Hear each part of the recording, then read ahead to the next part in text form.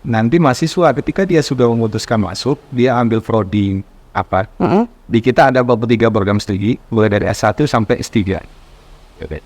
Nah, misalnya dia pilih program S1, dia pilih misalnya program studi yang hanya satu-satunya ada di Provinsi Maluku yang dimiliki oleh UT. Perguruan tinggi lain tidak punya program studi di Maluku. Mau tahu program studi apa? Mau banget, Pak. S1 pariwisata. Iya. S1 pariwisata itu hanya ada di UT Ambon.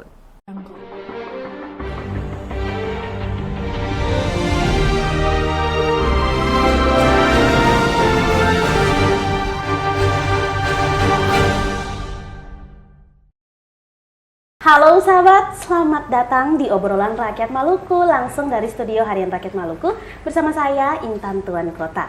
Di episode kali ini sahabat, 24 Juli 2023, saya kedatangan salah satu narasumber hebat. Beliau ini merupakan direktur dari salah satu perguruan tinggi di Ambon pada khususnya ya Pak ya. Langsung saja saya perkenalkan, inilah dia Bapak Yuli Tirtaryandi El Ansori SIPMAP selaku Direktur Universitas Terbuka Daerah Ambon. Halo Bapak. Ya, halo Kakak Intan. Iya, Bapak. Bagaimana kabar? Sehat? Kabar baik. Bapak-bapak apa kabar juga Pak?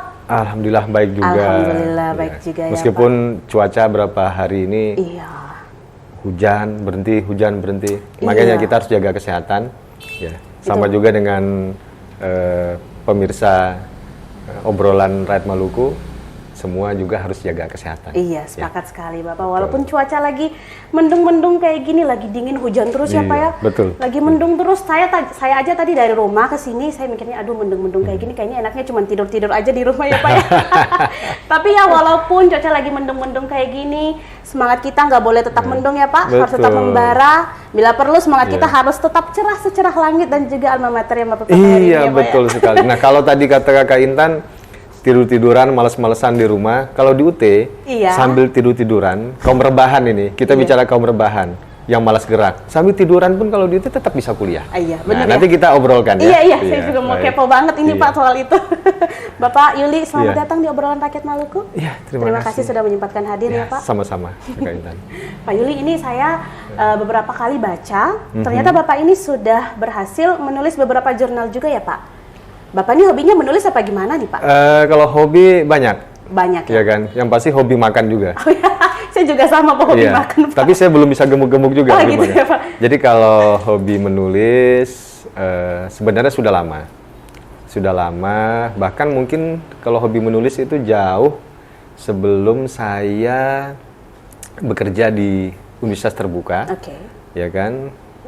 Sebelum saya menjadi dosen di Universitas Terbuka sampai akhirnya saya diberi amanah untuk menjadi direktur UT Ambon. Nah, sebenarnya hobi menulis itu mungkin karena dari sejak kecil ya, mungkin sejak SD itu saya sering ikut lomba mengarang. Iya. Ya kan, mengarang cerita. Sering ikut lomba mengarang, mungkin karena hobi menulis, sehingga akhirnya setelah saya lulus kuliah ya S1 waktu itu dari salah satu perguruan tinggi waktu itu di Jogja. Kemudian saya lulus S1, ternyata saya akhirnya terjun ke dunia jurnalistik sebenarnya. Oh gitu Pak? Iya, nah ini kebetulan. Jadi datang ke Rakyat Maluku ini sebenarnya mengingatkan saya ya kepada rumah lama. Iya. Karena saya dulu pernah bekerja juga sama di Jawa Post Group. Jawa Post Group juga ya Pak? Betul. Oh gitu ya Pak? Iya, Jadi saya dulu pernah di Jawa Post Group, pernah juga jadi wartawan, kemudian terakhir itu di wakil pimpinan redaksi di salah satu grup kalau di daerah mungkin sama dengan Radar ya. Iya. Jadi waktu itu ada namanya Bubble Post di Bangka Belitung, ya kan, Bubble Post, Jawa Post Group. Saya sempat bekerja di sana sehingga mungkin hobi menulis itu terus setelah saya bekerja jadi dosen, ya kan, akhirnya mungkin kadang-kadang menulis penelitian, kemudian kita tuangkan dalam bentuk tulisan. Karena kan ada gium ya di dalam dunia akademik itu, publish or perish. Jadi setiap hasil kita penelitian, ya kan, itu sebaiknya kita publikasikan sehingga memberikan manfaat, nilai tambah bagi masyarakat. Jangan hanya hasil penelitian itu kita buat laporan, setelah itu masuk ke perpustakaan. Jadi orang tidak tahu, sehingga harus kita publikasikan juga. Biasanya kalau di dunia akademik itu kan kita publikasikan di jurnal ilmiah. Nah, jadi ya ada beberapa lah, tapi saya masih harus banyak belajar juga untuk menghasilkan lebih banyak lagi jurnal ilmiah yang bermanfaat buat orang masyarakat, banyak, iya. orang banyak. Luar biasa Pak Yuli. Bapak Yuli tadi juga sudah Bapak singgung sedikit mengenai sedikitlah sejarah perjalanan kehidupan Bapak lah di belakang. Saya juga kepo sekali Pak. Pasti banyak sekali lika-liku yang sudah Bapak jalani sampai akhirnya saat ini Bapak bisa menjabat sebagai seorang Direktur Universitas Terbuka Ambon. Ya. Mungkin bisa Pak ceritakan sedikit Pak bagaimana perjalanannya Pak? Ya, baik. Jadi saya mulai bekerja di UT setelah sempat berkarir di dunia jurnalistik tadi. Ya, dulu saya mungkin sekitar 5 atau 6 tahun ya di anak perusahaannya Jawa Pos Group juga. Jadi di daerah, jadi saya merintis waktu itu dari nol ceritanya itu. Jadi sebuah surat kabar yang didirikan oleh Pak Dahlan Iskan ya, selaku waktu itu ya big boss-nya lah di Jawa Pos, ya kan. Nah, kita mulai dari nol, ya kan. Jadi merasakan betul bagaimana kita merintis sebuah sebuah karya, sebuah usaha yang benar-benar dimulai dari nol, ya kan. Kita mulai dari nol. Nah, kemudian pada satu saat karena berbagai pertimbangan akhirnya saya resign dari dunia jurnalistik. Saya masuk waktu itu sekitar tahun 2006 saya masuk sebagai dosen di fakultas sekarang ini namanya Fakultas Hukum dan Ilmu Sosial dan Ilmu Politik di UT. Kemudian saya dalam perjalanan selain sebagai dosen pernah juga akhirnya mendapat tugas tambahan. Saya pernah berkarir di bagian humas di UT, kemudian saya pernah juga berkarir di selain di Ambon, di Indonesia Timur, kebetulan saya juga pernah bertugas di UT di Sorong, di Papua Barat. Ya. Kalimantan juga udah pernah bukan sih Pak? Kalimantan saya belum pernah, tapi kalau hanya sekedar tugas biasa berapa hari gitu pernah ke Kalimantan. Se-Indonesia, alhamdulillah mungkin dari Aceh sampai Papua kalau untuk perjalanan biasa kita, karena UT kan ada di semua provinsi. Jaringannya ada di setiap provinsi. Inilah kelebihannya dimiliki UT. Jadi Kak Intan, UT itu hadir di sekarang berarti berapa? 38 provinsi dan 514 kabupaten kota yang ada di Indonesia. Luar biasa. Jadi kita punya kantor regional mulai dari Aceh sampai dengan Papua, termasuk di Ambon. Nah, jadi saya pernah tugas di Sorong, di Papua Barat. Kemudian sebelum saya diberikan amanah untuk menjadi Direktur UT Ambon, saya sempat ditugaskan di kantor Wakil Rektor, di kantor Wakil Rektor bidang pengembangan institusi dan kerjasama sebagai staf ahli bidang pemasaran. Sebelum akhirnya mendapat diberikan tugas oleh Pak Rektor UT, oleh Prof. Ojat untuk menjadi direktur di UT daerah Ambon. Tentu misinya adalah meningkatkan, ya kan. Yang pertama mungkin kita meningkatkan indeks pembangunan manusia di Provinsi Maluku yang semakin hari semakin meningkat. Kemudian yang kedua adalah meningkatkan angka partisipasi kasar pendidikan tinggi di Provinsi Maluku. Data terakhir yang saya dapat dari BPS Provinsi Maluku, angka partisipasi kasar pendidikan tinggi di Provinsi Maluku itu terakhir tahun 2022 kemarin itu adalah di sekitar angka 51%, 51, sekian persen. Artinya apa, Kak Intan? Angka 51% tadi, bahwa anak muda di Provinsi Maluku yang berusia antara 18 sampai 23 tahun, ya, yang sudah mengenyam pendidikan tinggi, kuliah, dalam artian berkuliah, itu baru 51%. Dari total penduduk di Maluku yang berusia antara 18 sampai 23.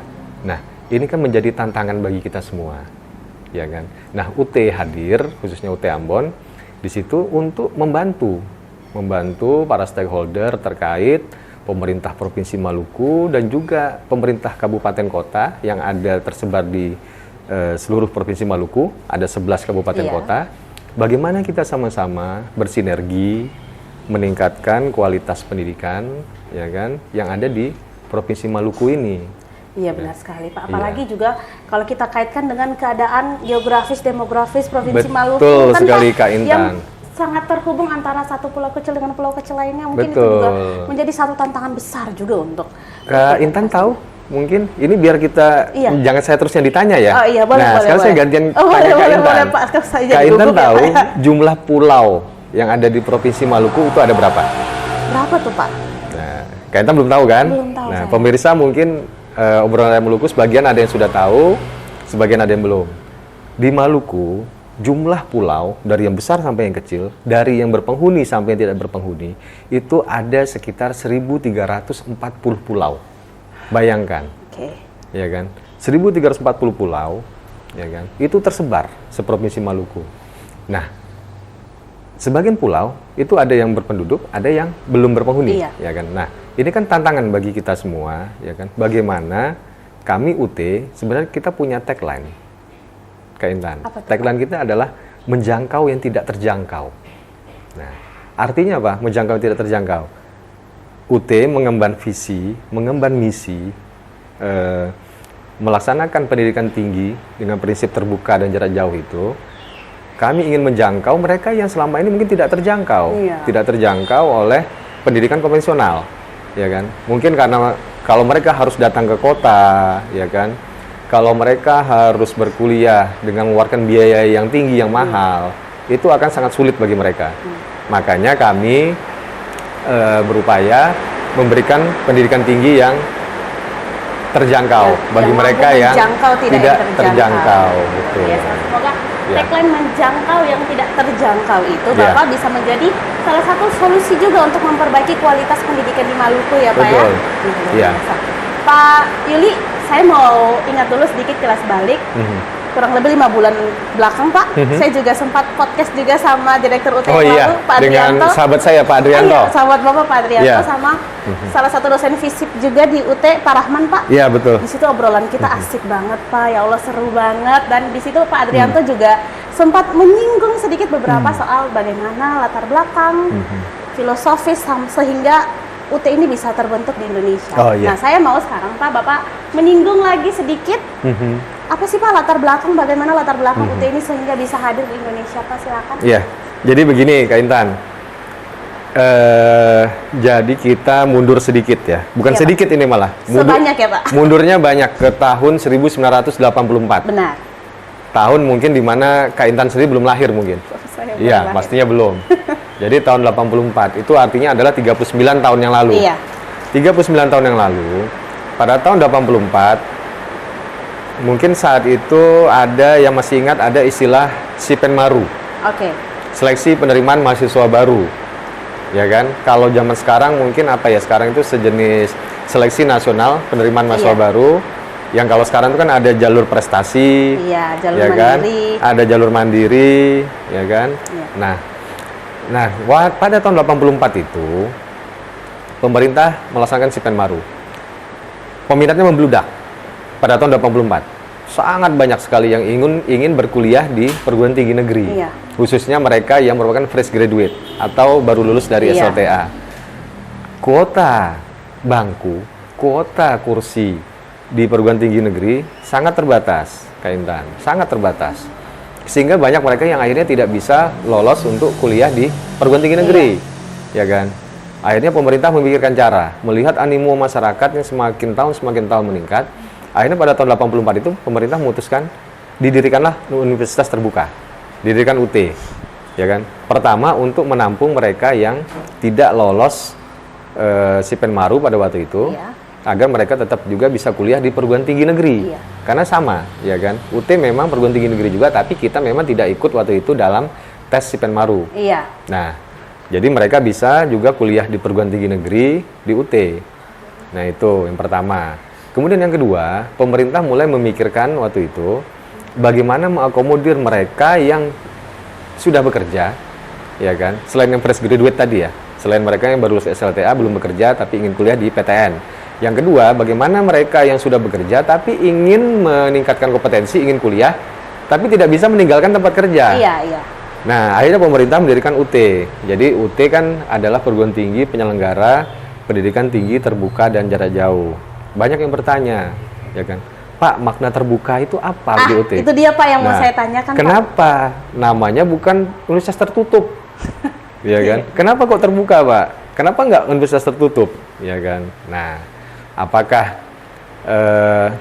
kalau makna terbuka itu artinya seng ada kampusnya gitu kan? Nah, apakah kuliahnya beta kuliah nanti di lapangan terbuka saja gitu, ya kan? maksudnya. Kuliahnya di lapangan bola misalnya, ya kan?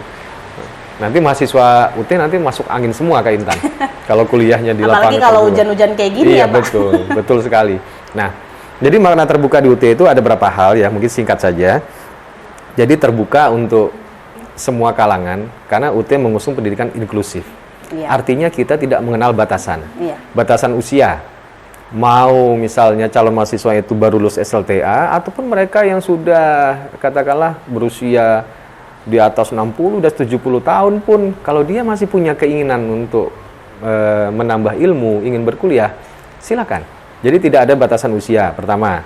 Kemudian tidak ada batasan tahun ijazah. Iya. Artinya mereka misalnya lulus dari SLTA tahun kemarin, 2 tahun yang lalu, 3 tahun yang lalu, 4 tahun yang lalu, atau 10 tahun yang lalu pun nggak masalah. Tetap bisa kuliah di UT. Inilah bedanya. Kalau di perguruan tinggi negeri biasa, ada batasan. ada batas. Paling biasanya maksimal 2 tahun dari sejak benar. lulus. Tidak boleh ikut seleksi untuk masuk ke perguruan tinggi negeri. Itu yang kedua. Jadi tidak ada batasan usia, batasan tahun ijazah. Kemudian di kita di UT tidak ada tes masuk.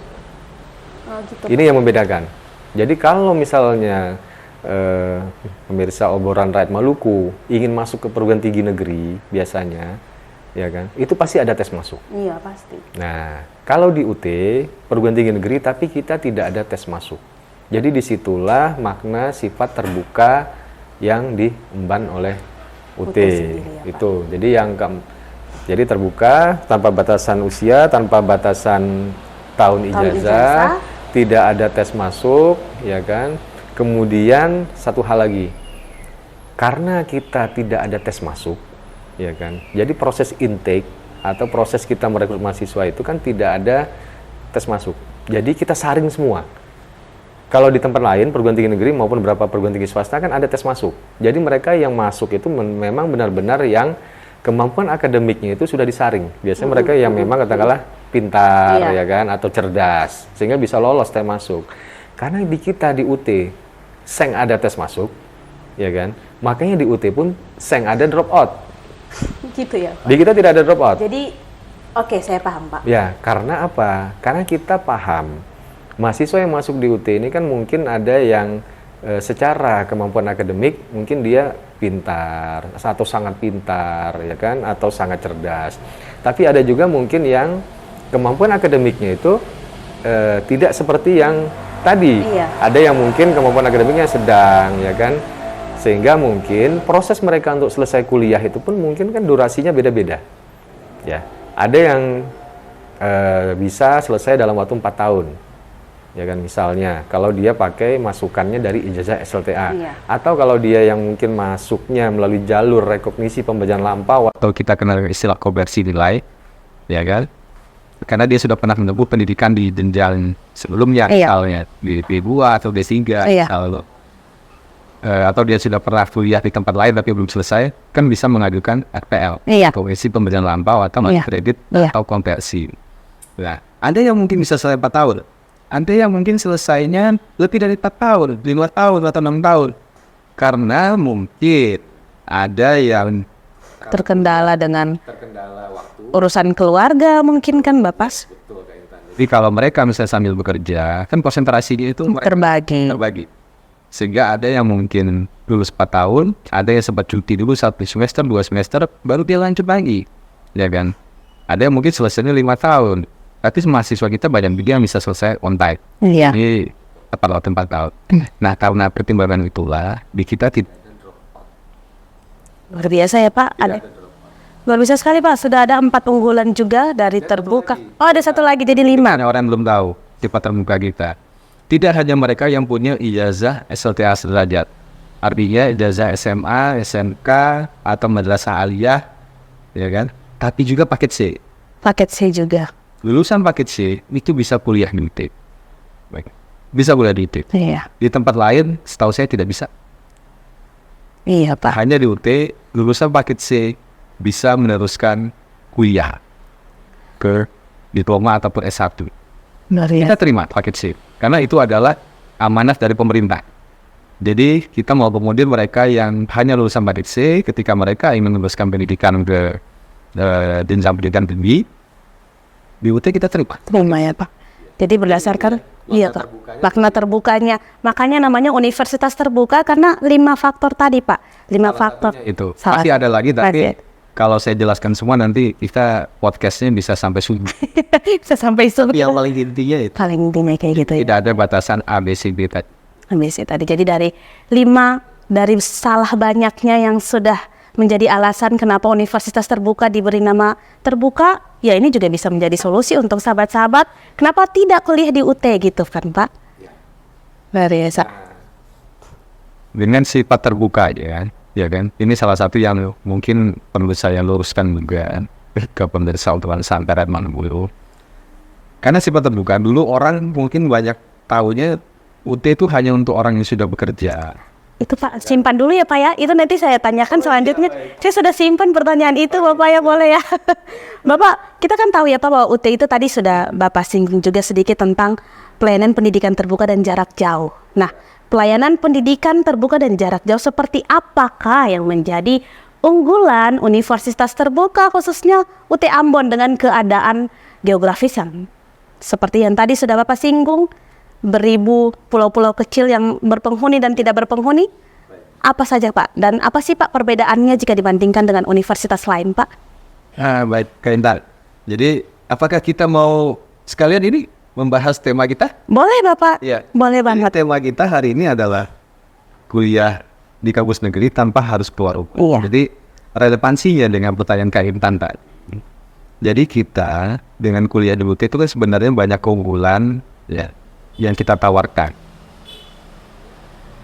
Pertama, calon mahasiswa kita itu bisa melakukan admisi, mendaftar, ya, dan di kita kan, saya bahas satu-satu ya, melakukan admisi itu cukup dari rumah. Secara online bisa. Jadi secara online bisa. Sebelum ada pandemik juga sudah diterapkan kan Pak? Baik. Jadi, nah kalau nanti kita bicara apa yang terjadi dengan UT ketika pada masa pandemi 2020 sampai 2022. Nah, saya jelaskan dulu admisi secara online. Dan admisi di UT itu pasti paling murah sedunia. Hanya Rp100.000. Oke. Kalau di tempat lain, Kak Intan, Iya. uang masuk, tahu sendiri ya, Iya. uang masuk itu tidak ada yang 100.000. Iya. Uang pendaftaran pertama itu pasti kisarannya 1 juta, 2 juta sampai ke sekian. Dan di tempat lain biasanya ada lagi ditambah uang pembangunan gedung, sumbangan, Iya. macam-macam lah. Macam-macam. Sehingga total itu kadang-kadang ada yang tembus sampai 7 juta sampai 12 juta. Iya benar Pak. Untuk masuk di awal. Gitu kan. Nah ini kan sangat memberatkan ya, bagi mereka yang mungkin mengalami Kesulitan finansial. finansial. Di UT hanya 100.000. Kemudian dia melakukan registrasi pun bisa secara online dari rumah, ya kan. Jadi kaum berbahan cukup sambil baring-baring sambil pegang laptop, Udah bisa pegang daftar. HP, sudah bisa registrasi. Nah, bicara registrasi secara online ini, registrasi di UT itu nanti mahasiswa ketika dia sudah memutuskan masuk, dia ambil prodi apa? Di kita ada 3 program studi, mulai dari S1 sampai S3. Nah, misalnya dia pilih program S1. Dia pilih misalnya program studi yang hanya satu-satunya ada di Provinsi Maluku yang dimiliki oleh UT. Perguruan tinggi lain tidak punya program studi di Maluku.